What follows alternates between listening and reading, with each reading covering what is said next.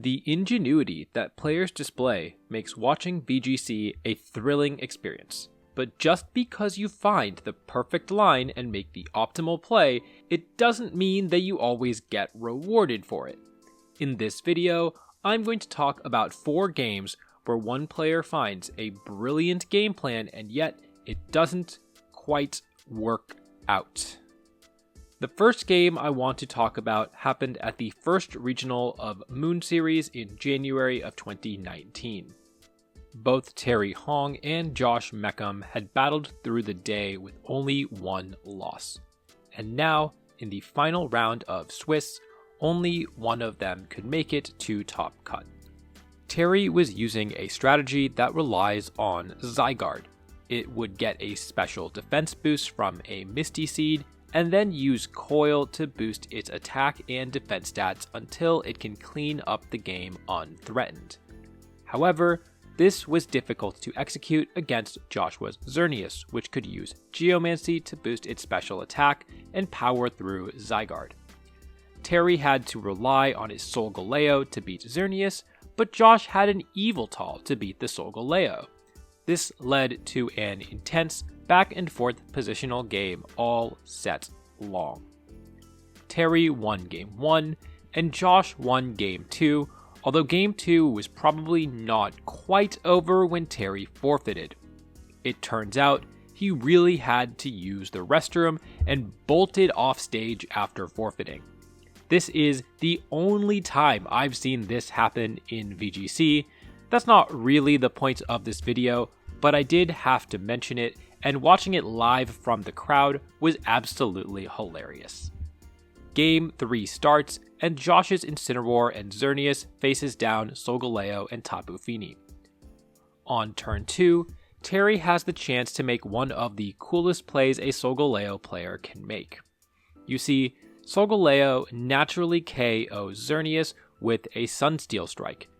Its Z-move is twice as powerful as Sunsteel Strike, and Terry has the ability to double Solgaleo's attack stat with a Swagger from Tapu Fini.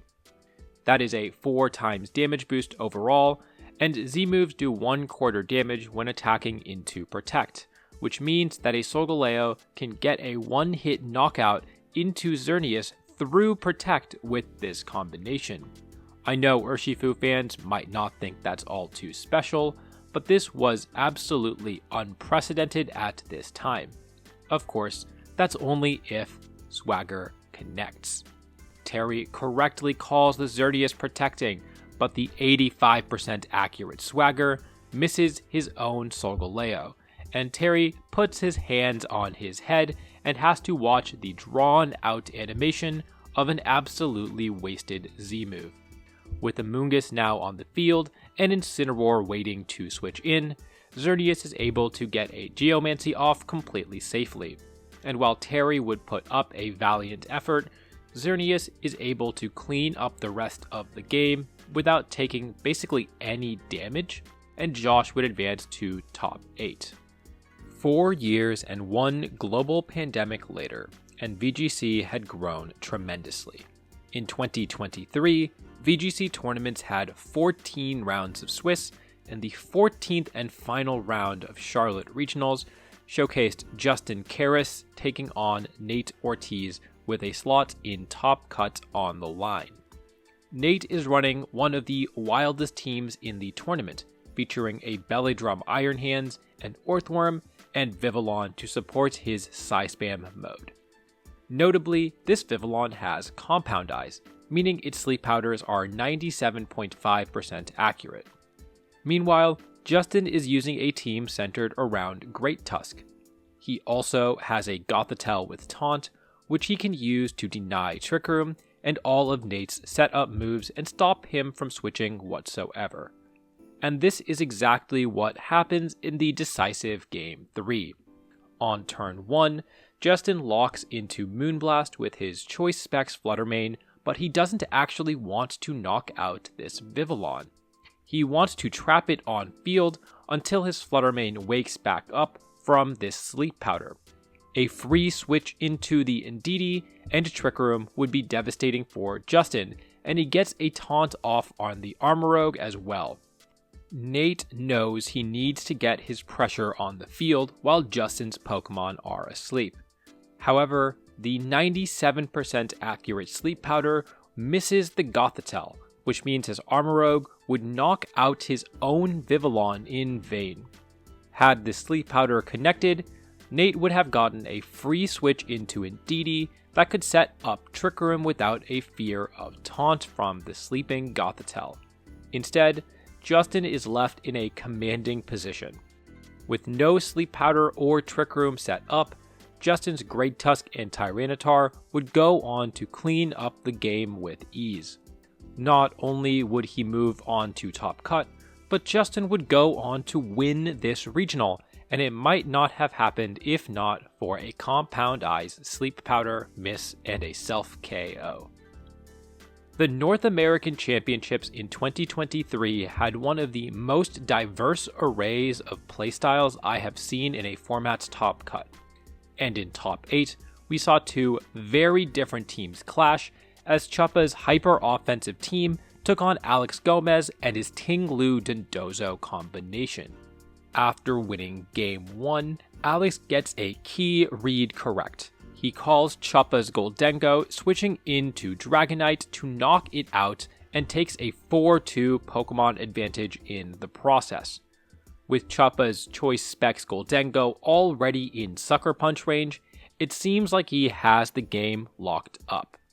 But Chuppa finds the one route that gives him a shot to win. Alex goes for a double protect to scout Goldengo's move and get some leftovers recovery, but Chuppa uses Trick, not onto his opponent, but onto his own Iron Bundle. This lets Goldengo both avoid a Sucker Punch, but also lets the speed-boosted Iron Bundle hit 50% harder. Despite this boost, Iron Bundle's Icy Wind just barely misses the knockout on Alex's Dondozo, which allows Alex to yawn the Iron Bundle and lock up the game. Chuppa also went for Trick onto Dondozo this turn, which steals its leftovers and starts giving it a little more health back. That might have been enough to allow it to survive an attack from the Fluttermane after it uses its Terastallization. I think there's a world where Chuppa wins this game if he correctly calls the ensuing double protect and takes the choice specs back from the Iron Bundle, since the game ended up finishing with Alex's Ting-Lu comfortably living a -1 Make It Rain, and the Hydro Pump from Chuppa's Iron Bundle might have broken the Fluttermane substitute if it was able to change moves. Instead, despite Chuppa's tricky shenanigans, Alex would win this set and go on to win the North American Championships. The 2013 US National Championships was a very different time in VGC's history, as you can tell by its only recording being a fan with a camera.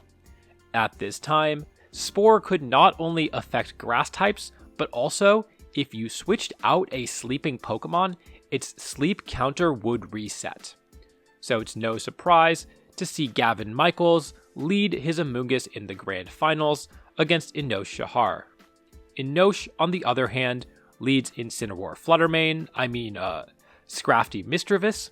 I guess some things will never change. Inosh is already down a game, so he needs to win this one to have a chance to claim the national title. However, Gavin's Amoonguss has taken over this game. It puts Misdreavus to sleep, which eventually gets knocked out by Metagross. It also puts Rhyperior to sleep, and then puts Abomasnow to sleep. Luckily for Inosh, Rhyperior wakes up after a turn to knock out Metagross and do a lot of damage to Amoonguss. This gives Inosh a shot, as he pivots back into Scrafty for a fake out and protects Rhyperior from Gavin's Spore. However, Gavin is still in the driver's seat. He just has to double protect on the fake out, and then Volcarona can clean up this game. Inosh sees another line, and as Amoonguss switches out into Ludicolo, Inosh switches Scrafty into his Abomasnow and goes for Megahorn into his own Abomasnow, knocking his Pokemon out to reset his own fake out. because Gavin did not double protect and instead brought in his own faster fake out onto the field, he was able to fake out the Scrafty with Fake Out Live on the next turn and win the US National Championship.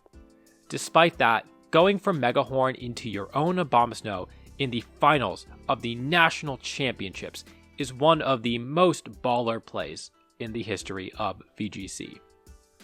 I'm sure I missed some other incredible plays, and I'd love it if you left them in the comments. And if you enjoyed this video, make sure to leave a like, and maybe we'll make part 2 sometime.